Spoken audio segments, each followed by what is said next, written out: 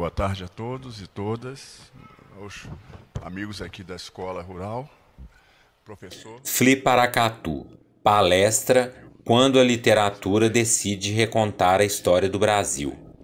Realizada no interior de uma igreja equipada com 2 telões laterais. Sentados à frente do altar, que tem fundo iluminado e decorado com as imagens de Jesus Cristo e mais 2 santos, encontram-se. À direita, o sociólogo Sérgio Abranches, homem branco de cabelos grisalhos, trajando calça jeans escuro e blusa cinza escuro. E à esquerda, o maestro Ricardo Prado, homem branco de cabelos e barba grisalhos, trajando calça azul marinho e blusa azul claro. Gostaria de cumprimentar as pessoas que estão nos assistindo aqui pelo YouTube, né? Esse festival é transmitido também pelas redes sociais. Temos muita honra de estar fazendo o primeiro festival nesta cidade. Eu acho que é muito importante a temática, né? Quando a gente fala de literatura, arte e ancestralidade, tem muito a ver com essa cidade que tem quase 80% das pessoas declaradamente negras, além de 5 quilombos certificados pela Fundação Cultural Palmares, além de outros sítios arqueológicos, um casario colonial bem importante, conservado. Então, tem sido uma troca de energia fundamental e a gente tem percebido nas ruas, no contato com a população, no retorno em si, com os escritores, né? Seja ali no momento de assistir uma palestra, na selfie, num autógrafo de um livro. Então, isso, de frequentar bares, né? e tudo mais. Então, acho que tem sido muito importante e eu acho que o FLI Paracatu, de alguma maneira, foi aceito, foi acolhido pela população de Paracatu. E isso nos dá uma responsabilidade de pensar num segundo, num terceiro, enfim. Precisa ser uma política pública, já que isso afeta e contribui para o desenvolvimento de todos, né? Queria convidar aqui para compor essa próxima mesa o nosso amigo Ricardo Prado, que vai falar um pouco da história de um personagem de importância entre o século XVIII e XIX. Muito importante, não vou dar spoiler, vou deixar que ele faça isso. E o Sérgio Abranches, que além de escritor, sociólogo, é também, como eu e o Afonso Borges, um dos curadores desse primeiro FLI Paracatu. Por gentileza.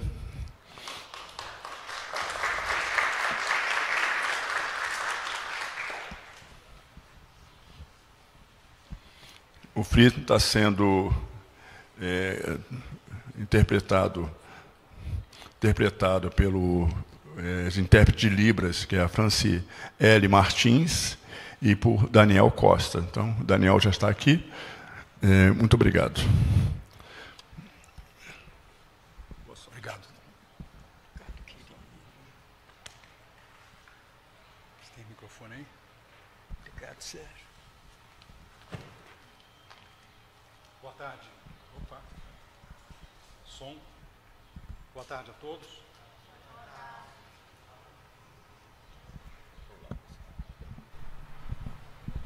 Boa tarde a todos e a todas. E eu queria cumprimentar o pessoal que está nos vendo também, a todas as pessoas que nos veem pelo YouTube, que nos verão pelo YouTube.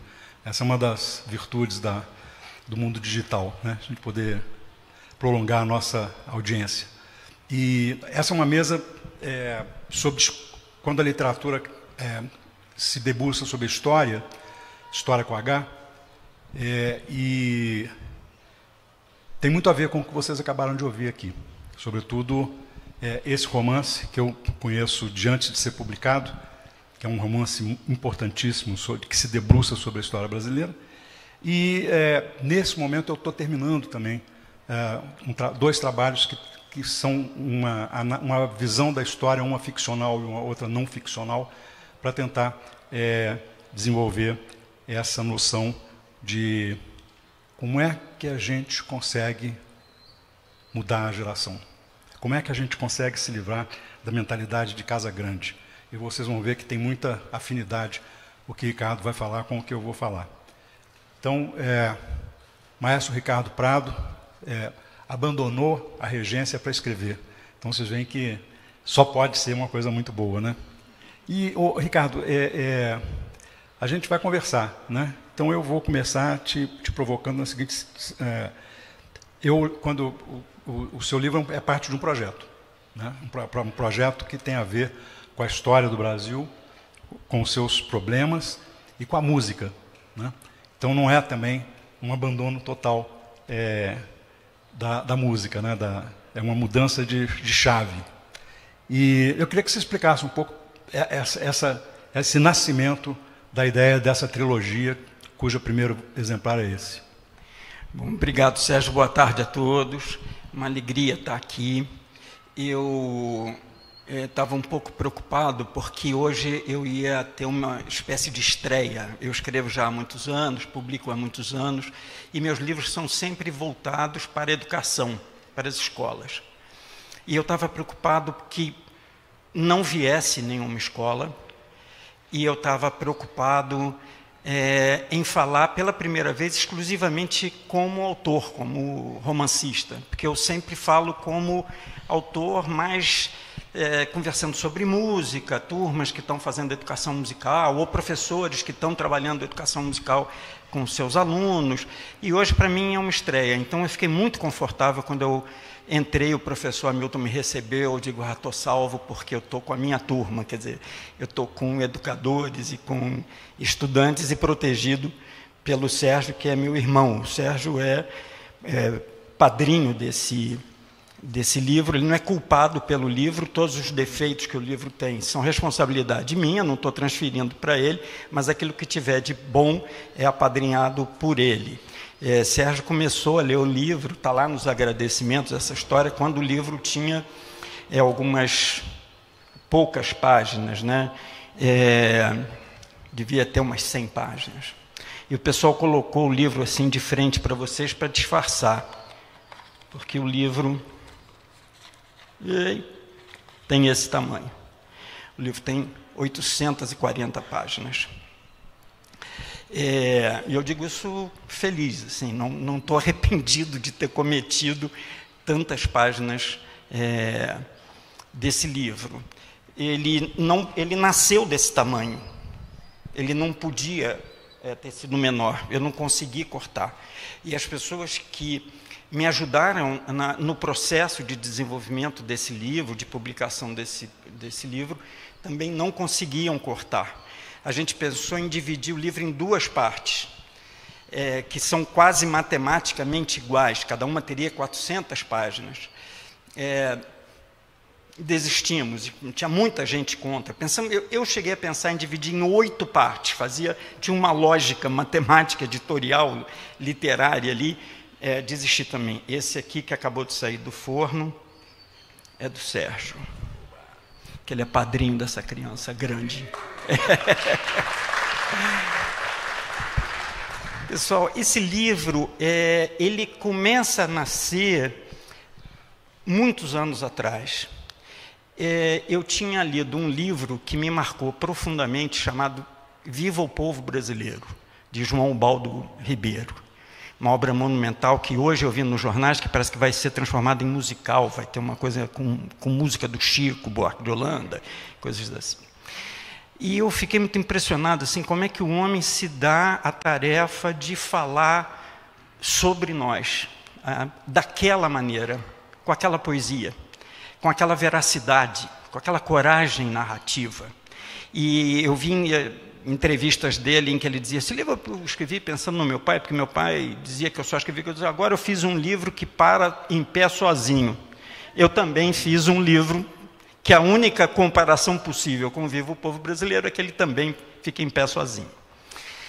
Depois eu li um outro livro de uma pessoa de quem eu gostava muito, que de novo falava sobre o mesmo tema, só que agora sem aquela exclamação comemorativa do João Baldo, um livro chamado O Povo Brasileiro, de Darcy Ribeiro.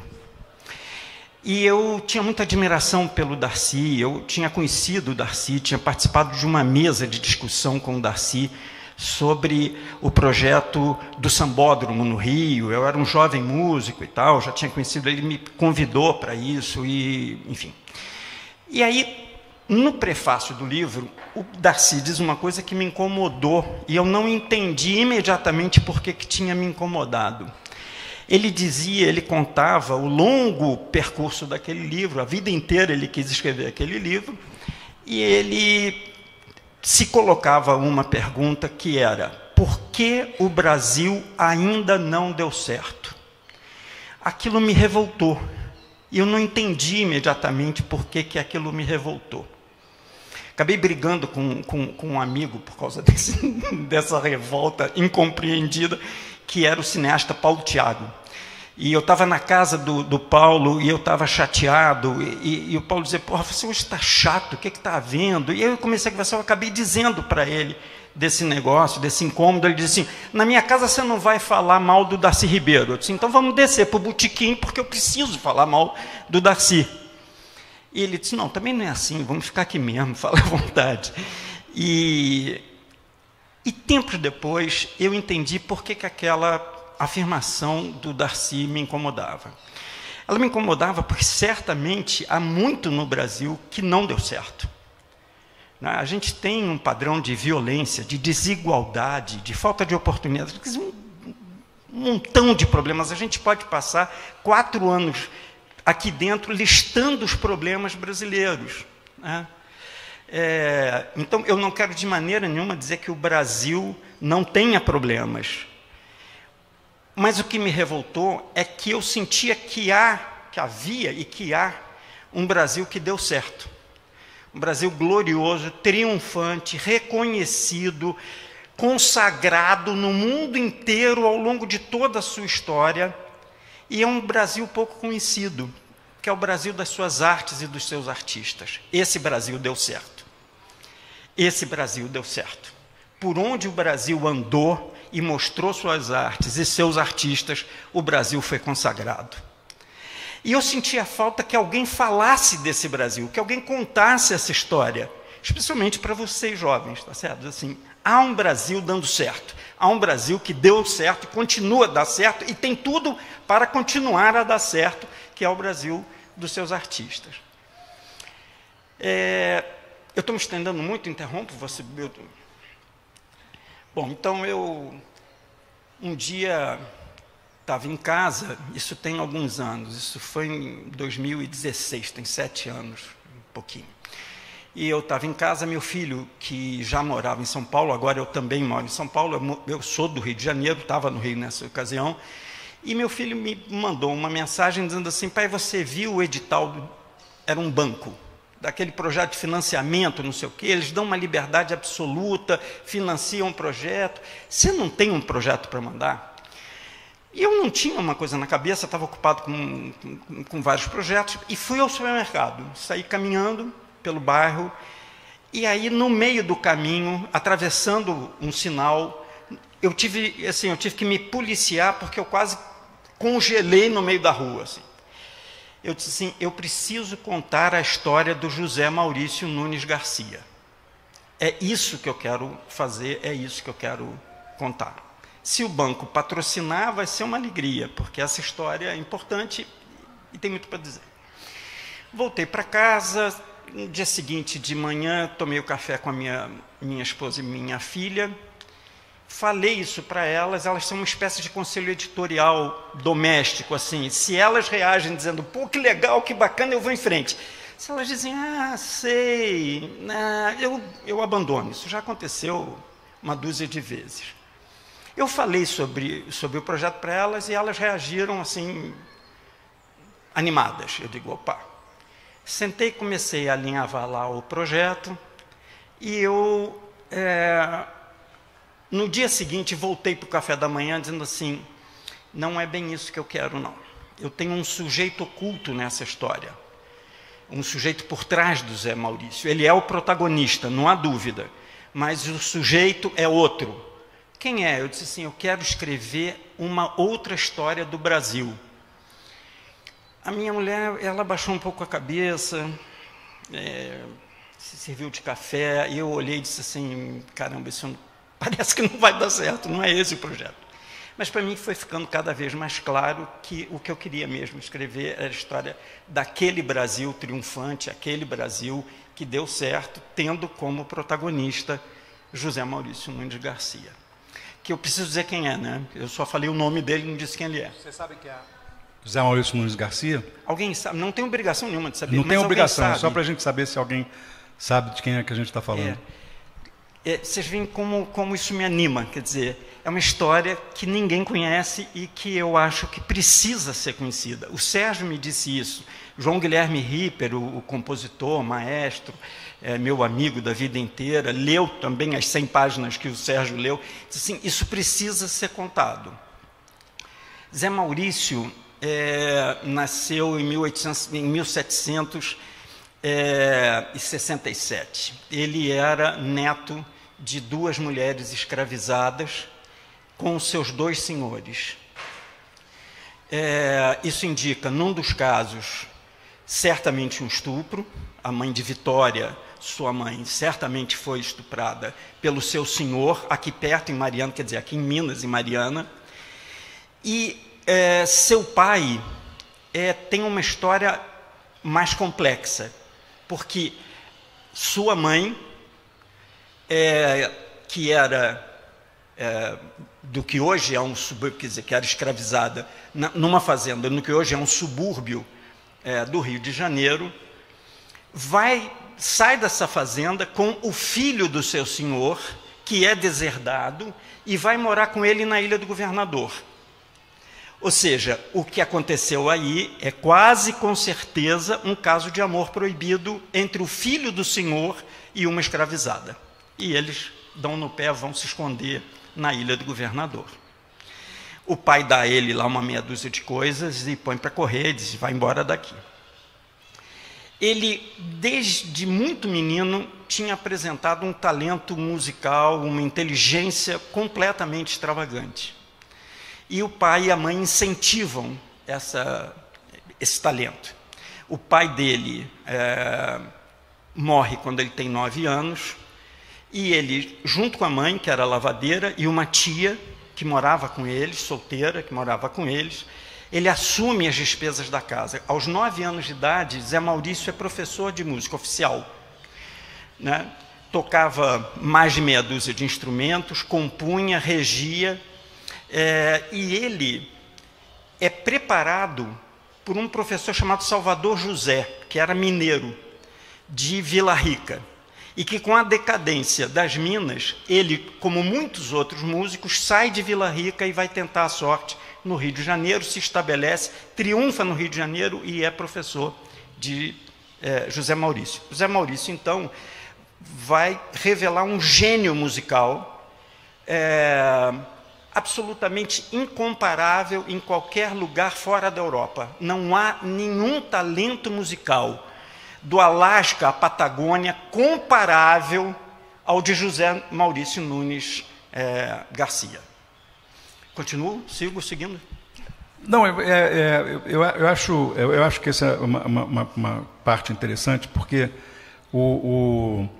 vocês veem que, mesmo com toda a violência e toda a repressão pela qual os sequestrados de África foram escravizados no Brasil, eles não conseguem matar o talento, eles não conseguem matar a criatividade.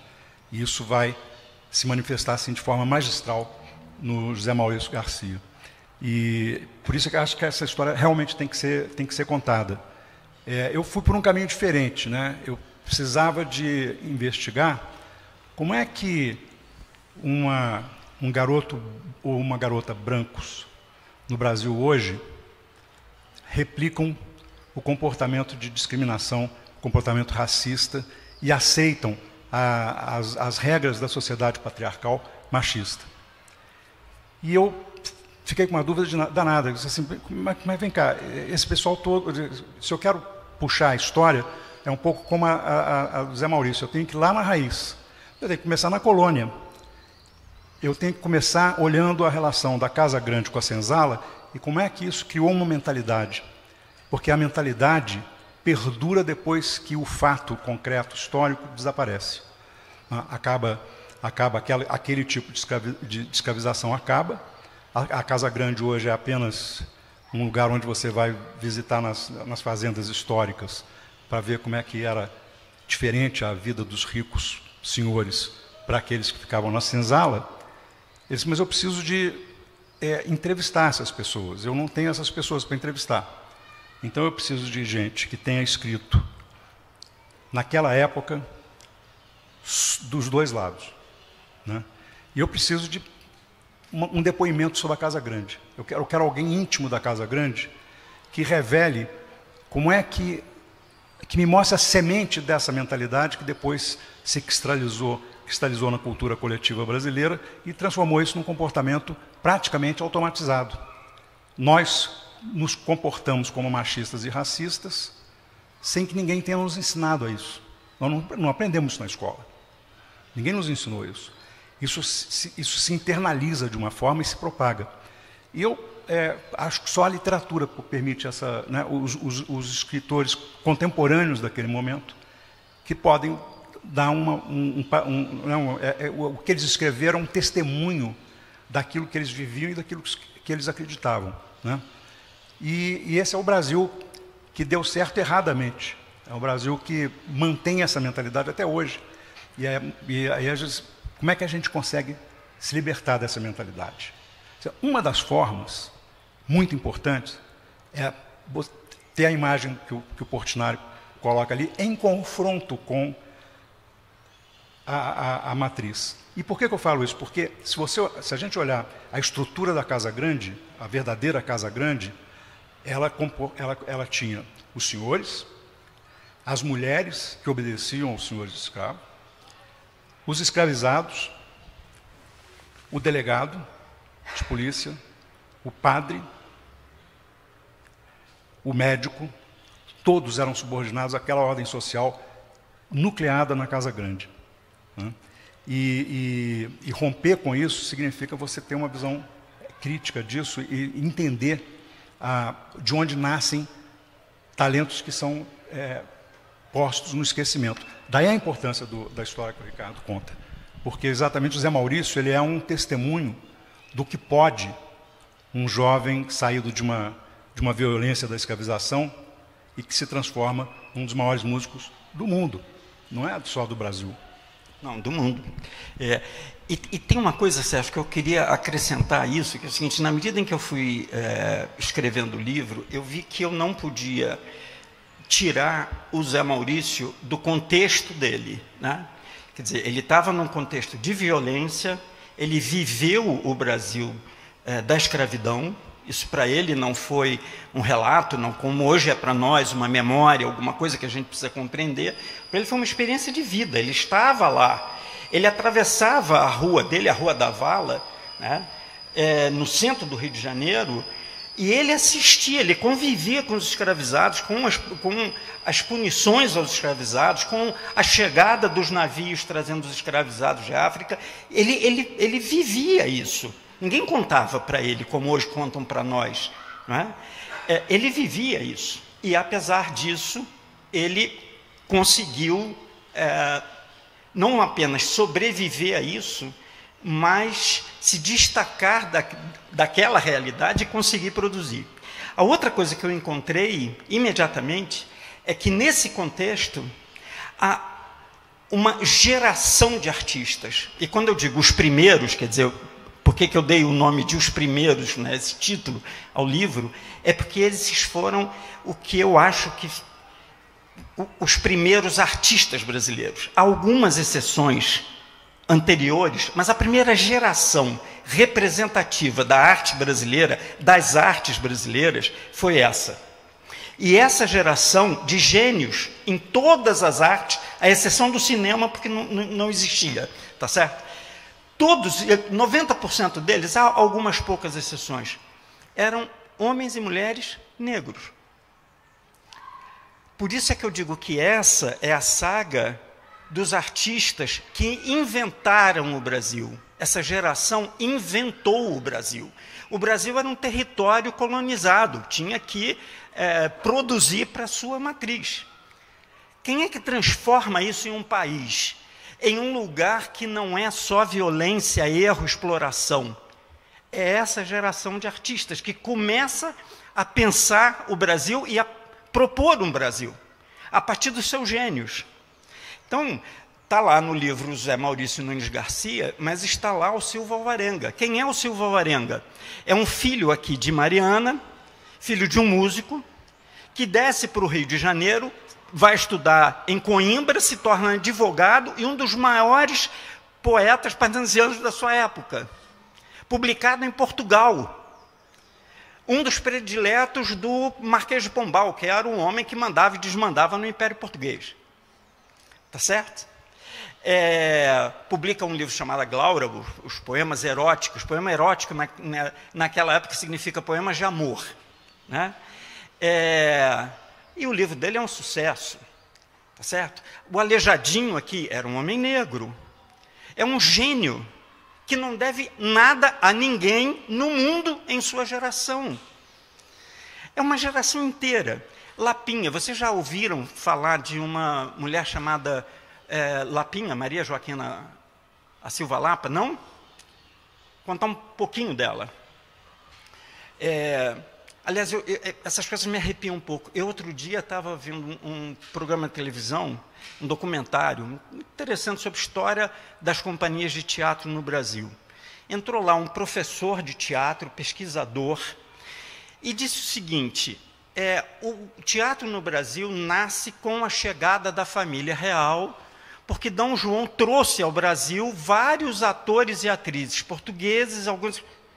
Sim, ele está, um professor universitário no Rio de Janeiro, uma universidade pública grande, ele está 100% errado. Ele está absolutamente errado. Absolutamente errado. E eu olho para ele, fico com pena dele, fico com vontade de chamar o professor para tomar um café, dizer assim: professor, eu queria dar umas coisinhas aqui para o senhor ler, queria sugerir ao senhor, que é um pesquisador, algumas coisas que eu encontrei, não por mérito, mas por sorte, por acaso, que eu queria compartilhar com o senhor, porque o senhor está indo para a televisão dizer coisa errada. Por que está errado? Aqui, em Vila Rica, em 1760, é construída a Casa de Ópera. A Casa de Ópera, o teatro mais antigo das Américas. Nova York não tinha teatro. Não tinha teatro, nenhum lugar tinha teatro antes de Vila Rica. Quando é criado esse teatro, o pessoal em São Paulo se morde. Diz assim: não, nós tínhamos um teatro aqui antes, nós temos um teatro aqui antes. Por quê? Porque um sujeito chamado Morgado de Mateus, um aristocrata português, mandado para governar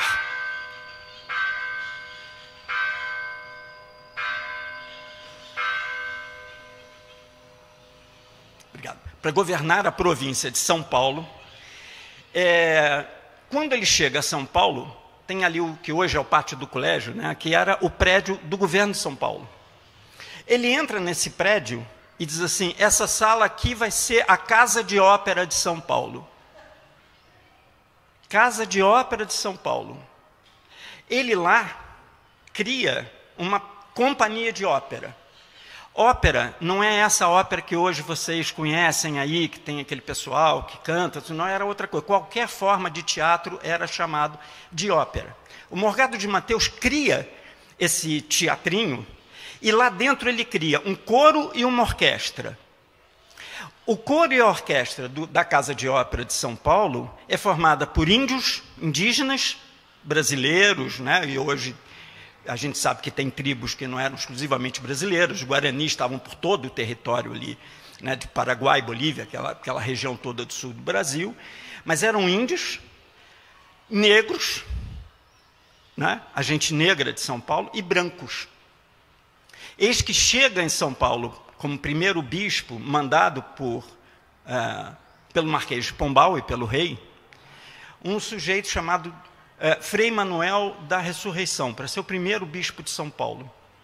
Para receber esse bispo, ele faz uma apresentação na Casa de Ópera, inaugura um lustre com centenas de velhinhas ali e refletores, que era o maior lustre da América, das Américas todas. tá certo? E manda que entre no palco para saudar o Frei Manuel da Ressurreição uma orquestra, e a sua orquestra e o seu coro, formado por indígenas, por negros e por brancos, vestidos em trajes a rigor.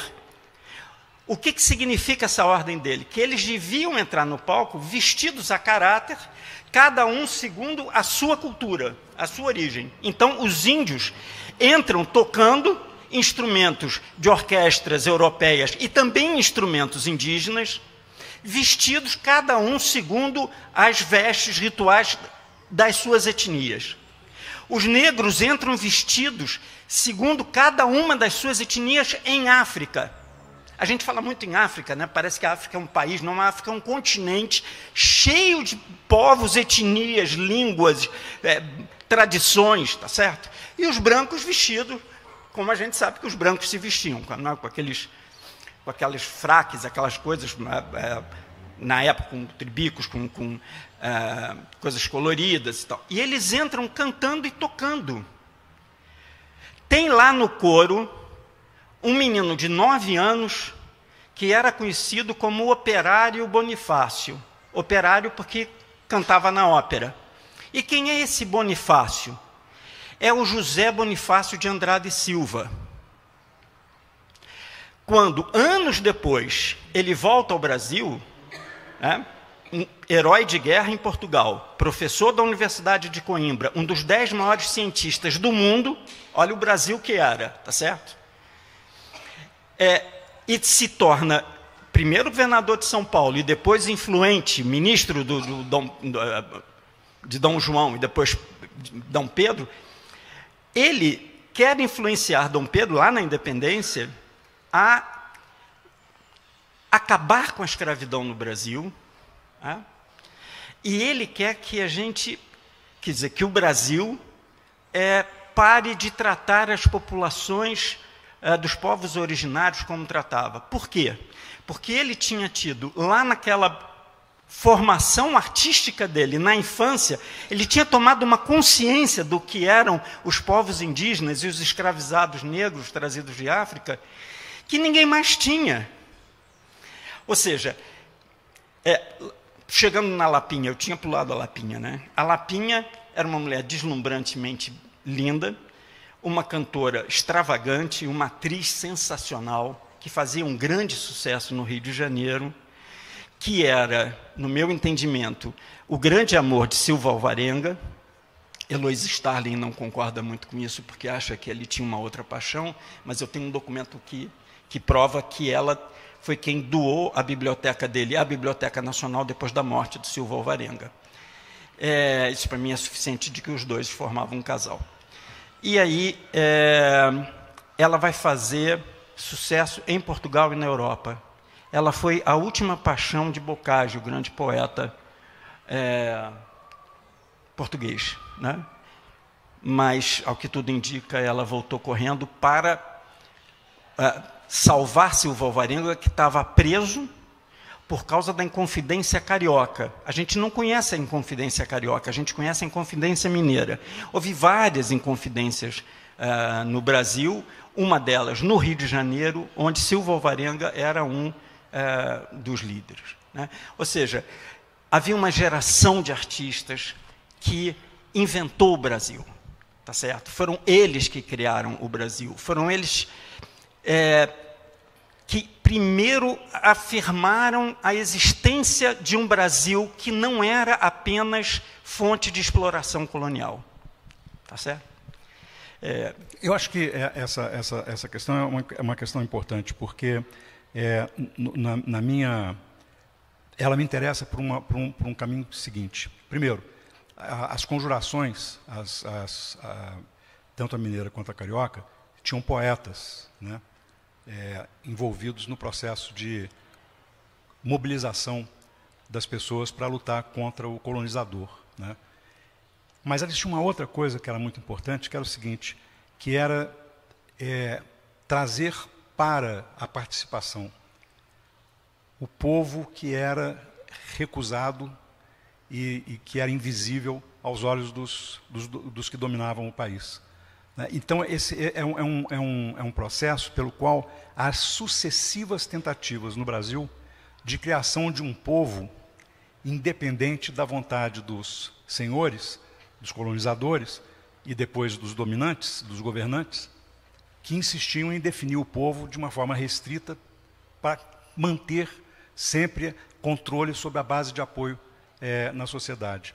E essa eliminação do povo da nossa história, quer dizer, uma história de uma república que se faz sem povo, né?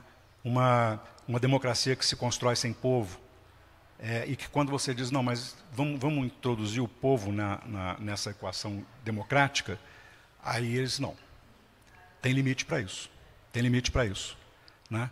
E toda vez que o povo se levanta, ele se subleva, ele se revolta, então ele é passivado, ele é tornado passivo, essa ativação é proibida. Em toda a história do Brasil, o que nós temos é uma luta entre a tentativa de trazer o povo como protagonista para o centro do processo e a passivação, a repressão para reduzir o povo institucional. Tanto que, ao longo da história do Brasil, e o Ricardo está falando de uma parte do povo que fica nesse limiar, nessa fronteira difusa entre o que eu chamo de o povo social, que é o povo que está na sociedade, o povo todas as pessoas que existem naquela sociedade, e o povo institucional, que é aquele que é admitido como povo pelos governantes, pelos dominantes. E daí, né, dessa fricção também, desse conflito, nasce muito da qualidade dessa arte inicial, né? Acho que sim, Sérgio. Acho que tem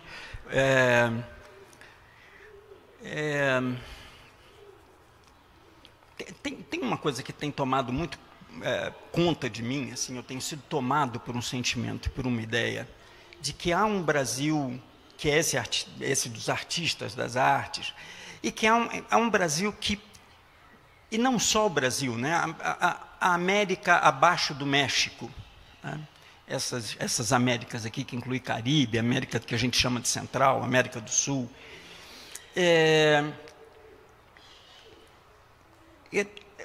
houve gente estudiosa, competente, consistente, que nos estudou e afirmou coisas sobre nós que eu acho que formam um conhecimento ainda deixado de lado. Eu estou me referindo a três grandes autores, grandes intelectuais cubanos que tiveram relações tensas com a Revolução. Os três foram três mentores da Revolução Cubana. Um deles foi alijado, porque logo entrou para a oposição e foi se exilar em Paris. O outro também brigou com a Revolução porque era homossexual, e a Revolução não admitia a homossexualidade, tá certo? E o terceiro assumiu um papel mais conciliador, que foi muito importante. Ele também foi para Paris e assumiu uma coisa mais conciliadora, que foi um grande romancista chamado Alejo Carpentier. Esses três homens, né, eles diziam que nós somos povos barrocos, que é o barroco que nos funda e nos constitui. Que o barroco não é um estilo de arte, não é um período histórico, é uma alma, é um sentido de formação, de estruturação do que somos.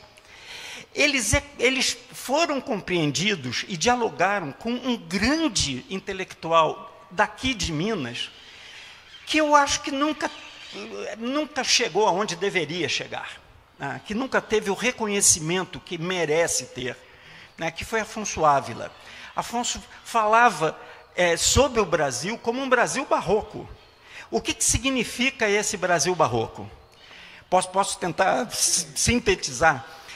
Algumas coisas importantes. Primeira coisa é que o barroco não é um estilo arquitetônico, pictórico, literário, musical.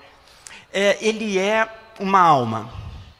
Quando a gente olha isso aqui, esse altar magnífico que vocês têm aqui, O que a gente está vendo? A gente está vendo uma obra de arte que é estática, né? Ela está ali paradinha há alguns séculos, tá certo? Mas se a gente observar direito, o artista quis que ela nos falasse da passagem do tempo. Olha como tudo roda. Tudo se contorce. Por quê? Porque nessa torção, olha lá, tudo, né? Ele quis dizer assim, o tempo passa. Essa é uma arte do tempo.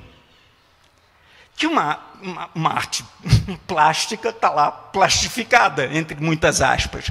Tá certo? Ela está estagnada, ela está parada. E o artista está dizendo assim, não, mas olha aqui, mas o tempo passa. Então essas volutas, essas cambalhotas, tudo isso aí é um espetáculo dizendo, o tempo está passando. Segundo esses intelectuais, todos artistas, hein? Todos poetas, todos romancistas, que é outra coisa importante. Lembra daquele exemplo que eu dei do Zé Bonifácio? Né? Um pensador, um cientista, um revolucionário, um sujeito de política, tal, mas a fundação dele em si mesmo era de um artista. O Sérgio é doutor por toda a parte do mundo, politólogo, sociólogo, mas é artista, né? Olha lá aquele livro. Aquele livro é uma obra de arte. Não é um tratado. Ou seja, a alma do Sérgio é uma alma de cientista, de homem que pensa a realidade, tá certo? E, ao mesmo tempo, de artista, que não pensa a realidade, pensa a verdade. O que o artista elabora é a questão da verdade. Não de uma grande verdade, mas das verdades, das muitas possíveis verdades. Como cientista, ele está olhando o evento, o fato, e está dizendo, real ou não real? É isso ou não é isso? Ele usa estatística, um monte de medições. Se ele errar, o problema é nenhum, porque a ciência evolui com o erro, procura o erro, e como procura o acerto. O artista não. Se o artista erra, não é porque ele errou ao não entender a realidade, é porque ele mentiu. Artista ou diz a verdade ou mente. É isso. Tá certo? Então, aquele sujeito que está fazendo aquilo ali está nos dizendo o seguinte, olha a verdade que eu vejo em torno de Nossa Senhora do Rosário. Que cores são essas? São cores de África? Que tempo é esse que está passando? Aqueles sujeitos que estavam dizendo que nós somos barrocos dizem o seguinte, a arte barroca, o barroco, o espírito barroco, a natureza barroca, é de uma arte que afirma uma vontade de ser. O que quer dizer isso? Quer dizer que os indígenas, nas Américas, tinham deixado de ser aquilo que você dizia antes, tinha sido roubado deles, tirado deles o que eles eram. Tinha sido tirado deles qualquer possibilidade de ser. A mesma coisa com os sequestrados de África. Eles não tinham mais nada a ser, a não ser serem peça de produção econômica na mão do seu senhor. Quem é que fez isso? Um artista negro, ou 2, ou 3, ou 5. Aqui, e na Igreja da Matriz também, como o professor lembrou. Em Ouro Preto também. Em Mariana, em Sabará, tudo isso foi feito por artistas negros, há poucas exceções. Mestre Ataíde era filho de um casal de portugueses, e era um homem branco, só que se apaixonou por uma negra. Apaixonou. Não foi estupro, não, apaixonou, foi a mulher da vida dele. Teve uma penca de filhos. E aquela Nossa Senhora Negra, que está lá no teto, né, da Igreja de São Francisco, em Ouro Preto, é a mulher amada. Foi ela que ele quis homenagear. É uma história de amor. Então, o que eles dizem é o seguinte, o barroco é essa vontade de ser de povos que foram destituídos da possibilidade de ser. Portanto, o barroco no Brasil pertence primordialmente a esses povos dos quais foi destituído a possibilidade de ser e que expressam na sua arte a vontade de ser alguém. Olha só, o Brasil sempre é acusado de ser um Brasil que, como o Darcy lá estava chateado, né, não chega ao futuro. É sempre o Brasil de futuro e que não dá certo, né? Porque nunca chega lá. Que futuro, meus amigos? Que futuro? Que futuro podia ter um negro escravizado no Brasil? Que futuro podia ter um indígena invadido, escravizado? Que futuro? O futuro deles só era possível aqui, por pior que fosse. E o que houve de bom foi uma construção deles, de nós todos juntos, nessa vontade de ser que o Barroco expressa. Tá certo? Desculpe, é que eu fico entusiasmado. Mas é de entusiasmar mesmo. Olha, nós temos ainda 10 minutos. Alguém quer fazer alguma pergunta? Vai lá. Eu vou deixar meus alunos primeiro, que eu quero provocar. Tá bom.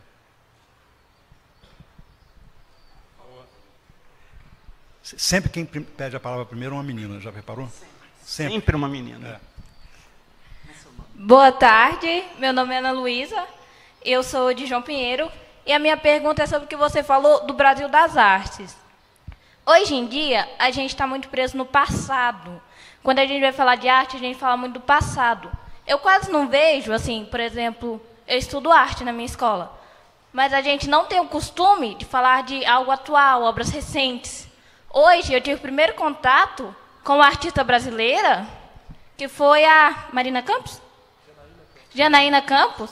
Foi o meu primeiro contato com a artista brasileira, que é recente. Toda vez que eu vejo alguém falar de arte no Brasil, eu vejo falar dos antigos. Mas eu tenho a sensação, talvez não seja real, mas eu tenho a sensação de que o que é novo não é valorizado. Você crê que o novo é valorizado? Querido, olha, essa é uma pergunta maravilhosa. Eu acho que sim.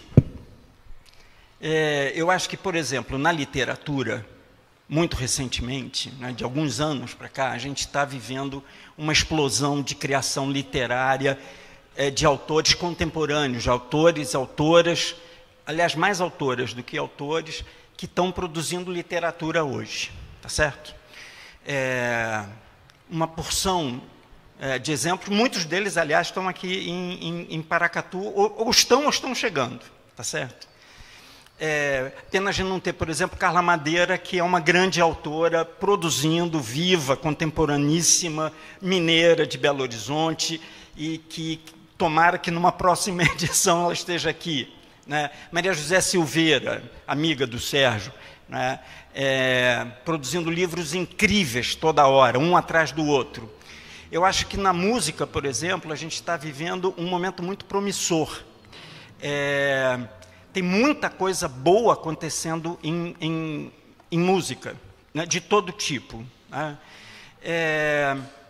Qual é o outro exemplo que eu posso te dar? Deixa eu dar um acho que nas artes aqui, plásticas. nas artes plásticas. Eu acho que você estava se referindo especificamente a artes plásticas, talvez, né? Veja, na minha opinião, o movimento mais importante que aconteceu recentemente no Brasil e no mundo, e que se transformou numa fonte extraordinária de criatividade e de extraordinária arte de muita qualidade, é o movimento do grafite associado ao hip-hop, que depois se transforma no Islã. Isso produziu obras importantíssimas.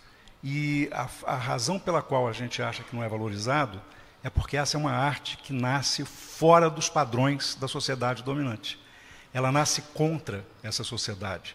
Apesar dessa sociedade, que diz o seguinte: ô grafiteiro, você está destruindo o meu patrimônio. Ô, que coisa horrorosa esse negócio dessas meninas ficarem declamando, disputando entre elas quem declama melhor. Isso é um horror, uma coisa feia, não tem poesia nenhuma naquilo. Porque é uma poesia muito, muito bruta, muito crua, fala de coisas, não falam da beleza. Mas vem cá, como é que você pode falar da beleza, ou só da beleza, se você não vive num mundo belo? Se o mundo desses artistas não é belo. Eles estão ameaçados pela invasão de traficantes e de policiais que, independentemente de serem traficantes ou policiais, vão matar os jovens garotos negros. E vão violentar as meninas negras. Né? Eu costumo dizer o seguinte: não tem bala perdida, a bala encontra sempre um alvo preto. Então, tem essa arte, e essa arte está produzindo grandes artistas, sabe? E aí o que faz? Ela arromba a porta. Ela arromba a porta das galerias, dos museus. Hoje você tem grafiteiros importantes no Brasil cujas obras valem tanto quanto as obras de uma arte convencional, né, de pintores contemporâneos convencionais.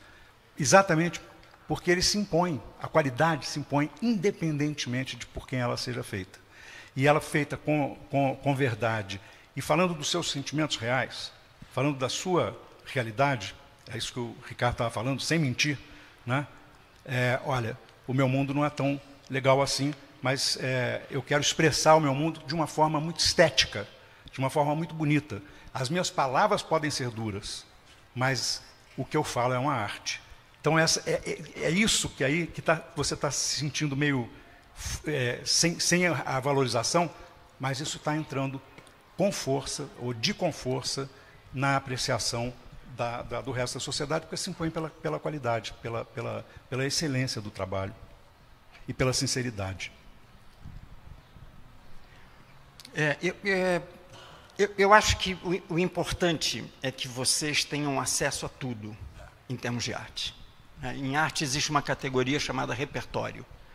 Assim, quanto mais melhor, pessoal. Quanto mais melhor, quanto mais variado.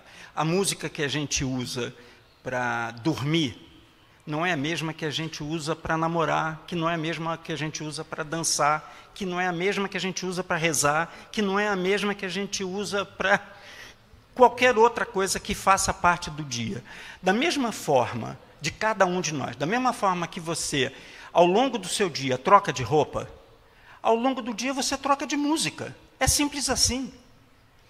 Quando a gente só ouve um tipo de música, ou a gente só lê um tipo de livro, ou só vê um tipo de arte, a gente está se restringindo, a gente está perdendo muito, porque a arte é muito variada. Essa é uma das marcas das artes, é essa variedade. Então, eu acho que é um desafio para o professor, para a professora, para os educadores, né, isso que eles estão fazendo hoje aqui. Apresentar a vocês variadas formas de arte, de todos os períodos da história, de todas as linguagens, para que vocês façam as suas escolhas. Uma das coisas que eu reputo como das mais importantes em educação é promover, junto a vocês, com vocês, em vocês, uma cultura que não é isso ou aquilo, que é isso e aquilo, uma cultura da escolha. Vocês aprenderem a escolher, vocês fazerem as escolhas de vocês. Isso é a construção da maturidade, da autonomia, das liberdades de vocês. Todas as vezes que a gente perde a capacidade ou a possibilidade de escolher, alguém está travando a gente. Alguém está roubando da gente, está dizendo assim, não, eu escolho por você. Diz assim, deixa comigo, aqui, ouve isso aqui, olha aquilo ali, lê aquilo acolá. Quer dizer, esses passeios que os professores estão promovendo, assim, olha isso, olha o Portinari, olha a igreja, olha a história que realiza isso, olha, isso é ampliação do repertório de vocês. E pode ter certeza que os professores ficam felizes da vida quando uma pergunta como a sua aponta o seguinte, eu quero mais, tá certo? Eu quero mais, eu quero saber mais, conhecer mais, para eu poder ter mais escolhas. Temos tempo para mais uma pergunta, pelo menos. Lá. Eu me chamo Claudino e, pelo contexto ali do livro, igual o senhor aborda ali toda a questão ali da cultura negra, né, que é algo que é muito importante na nossa sociedade, como o meu professor de língua portuguesa, Hamilton, citou, tudo aqui tem trabalho de mãos negras, né, que não são pessoas que são escravos, que são pessoas que foram escravizadas. E eu gostaria que, assim, os senhores, na opinião de vocês, falassem um pouco mais sobre essa cultura, sobre o que essa cultura expressa dentro da arte, porque mesmo tendo pessoas muito talentosas dentro da arte, as pessoas negras, né, tendem a ter uma menor, como eu posso dizer, uma menor, me fugiu a palavra, são pessoas que vão ter uma arte que vai ser mais famosa, que vai ser mais publicada. Eu gostaria de saber sobre o que vocês acham desse outro lado da arte, né, que está ressaltado no livro. Eu, Claudino, te diria o seguinte, é muito muito parte da gente no Brasil, nas artes brasileiras, né? O que já foi resultado de um esforço, né? Assim, a gente reconhecer que uma palavra, por exemplo, tem origem africana ou tem origem indígena. Hoje, Paloma Jorge Amado lembrava o pai dela, que foi perguntado a ele quais eram as palavras do português que ele mais gostava, e ele disse bunda e abacaxi, né? Uma é de origem africana e outra de origem indígena. Nenhuma das duas é de português. É claro que o Jorge sabia disso, tá certo? Quer dizer, o que ele estava apontando é assim, olha como a nossa língua, na verdade, é um composto de vários idiomas. Essa é a nossa riqueza, essa é uma das muitas riquezas que a gente tem. Eu acho que o Jorge hoje exigiria de mim, se ele estivesse aqui, que eu desse um passo além, quer dizer, que eu tendo tido a chance de ler o Jorge, conhecer o Jorge, absorver o Jorge, de alguma forma me transformar, sem tirar o lugar da minha querida Paloma, um herdeiro dele, ele tem milhões de herdeiros no Brasil, foi isso que eu entendo que ele ambicionou, da mesma forma que Portinari, né? O filho de Portinari, anteontem, ele está aqui conosco, está na cidade, né? João Cândido. E eu diria o seguinte, a presença indígena e negra no Brasil, nas artes brasileiras, é maior, muito mais definidora do que um elemento que a gente pode reconhecer como de outra origem, mas é a criação da própria linguagem. Não de uma palavra, não de outra, não de uma forma de dizer, não de uma forma de cantar, mas na própria ideia do que para nós no Brasil é a fala, é a língua, é a literatura, é a poesia, é a música, é a arquitetura, é a arte plástica. Eles estão em nós, por isso eles são os primeiros, porque eles definiram para nós e em nós, para sempre, negros, brancos, indígenas, todos nós, o que é cada uma das linguagens da arte. Eles fundaram as artes no Brasil. Então, eu tentaria avançar dizendo o seguinte, não é tão importante a gente reconhecer cada elemento do que é negro ou do que é indígena no Brasil, porque a linguagem foi criada por eles. Mais do que o uso, mais do que a herança do vocabulário, das práticas, o que eles fizeram foi fundar as artes brasileiras. E você sabe que tem um pessoal um pouco maluco lá na França que inventou um negócio chamado filosofia da linguagem. Dizendo, nós somos o que nós pensamos, exprimimos, né, percebemos, exprimimos pela linguagem. Portanto, nós somos linguagem. Se nós somos linguagem e as artes são linguagens, tá certo? Quem criou essas linguagens todas foram eles, tá certo? Aqueles primeiros. Muito bom. Ou não?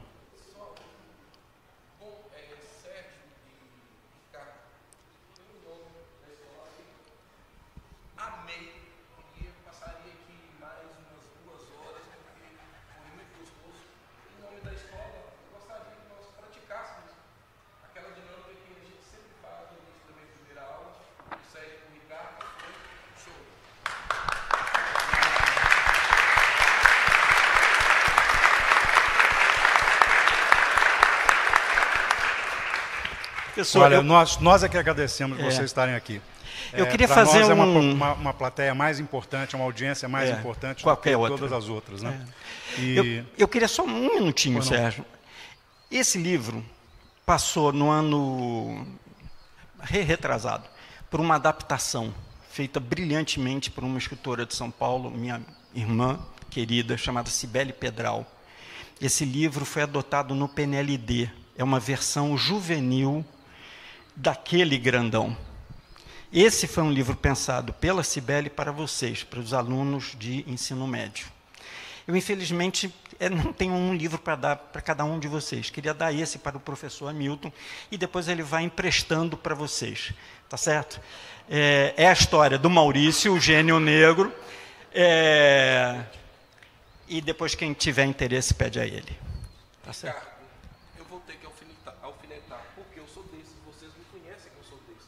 Mas eu estou uniformizado, vestido a roupa com o uniforme da IFAM, estou agora... desculpa. Gente, não põe isso na minha mão. Não ponha isso na minha mão. Pessoal, você sabe que eu sou desses. Eu estou uniformizado com a roupa da escola Família EFAM.